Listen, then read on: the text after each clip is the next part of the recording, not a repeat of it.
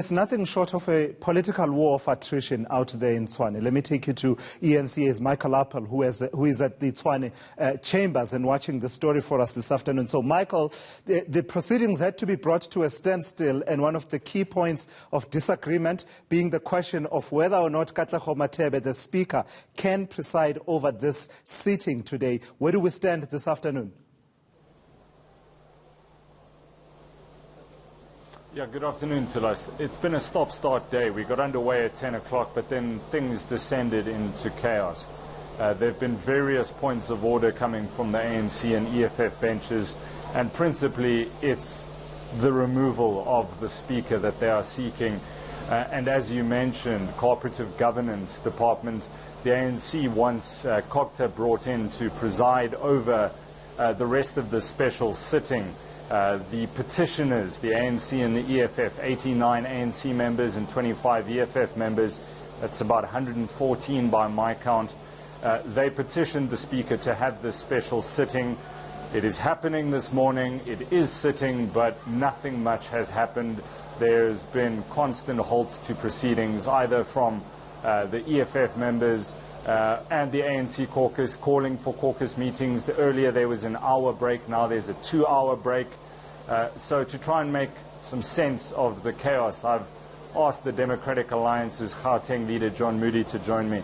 Mr. Moody, make sense of the chaos for me, please. What's going on? You're trying to tell me to unscramble a scrambled egg, quite frankly. You know, if we just stick to the procedures and processes, this whole meeting can be concluded within the next hour or two. The Speaker is in charge of the House. She has drafted the agenda. And if they follow the agenda as laid out by her, they can get what they want at the end of the day.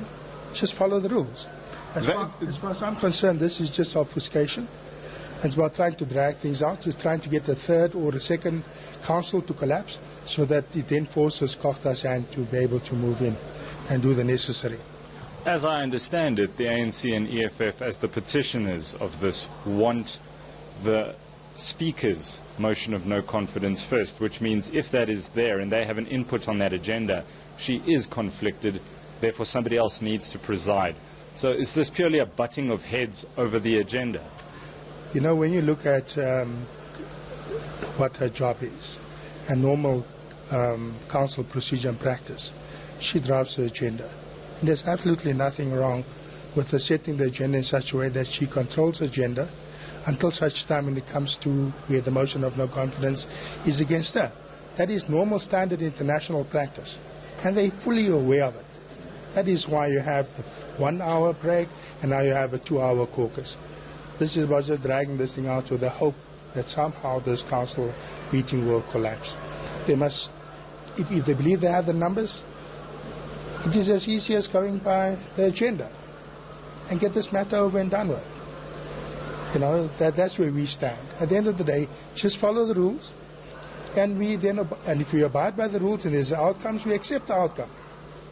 Are you, as the Democratic Alliance, opposed to cooperative governance stepping in? Of course we are, because that will set a very bad precedent into the future. There's nothing wrong with the council proceedings as is happening now. There's no reason why COGTA should be intervening over here. That's an abuse of power. And we must be very careful because it's a slippery slope. John Moody, dear leader in Gauteng, thank you so much for your time. We'll see how things unfold when we reconvene in the next hour or so. It's unclear when exactly that meeting or caucus meetings are going to end. But the DA very clear, they do not want cooperative governance's interference, and I'm using the word interference, quoting the Speaker. She said that from the podium, that she's not going to allow COGTA to interfere here.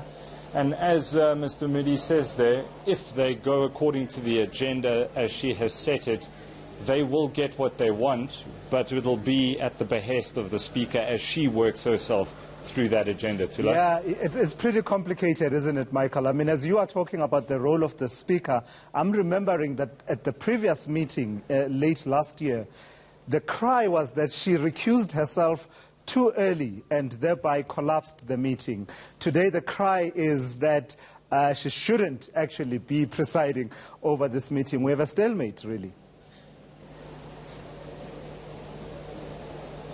Yeah, that's right. I mean, it depends which party colours you fly, but the one party says she's well within her rights legally to preside over this meeting. The other one says we want to shake up the agenda as the petitioners who called for this, and that motion of no confidence against the Speaker must be dealt with first. Therefore, she should not be presiding over this at all.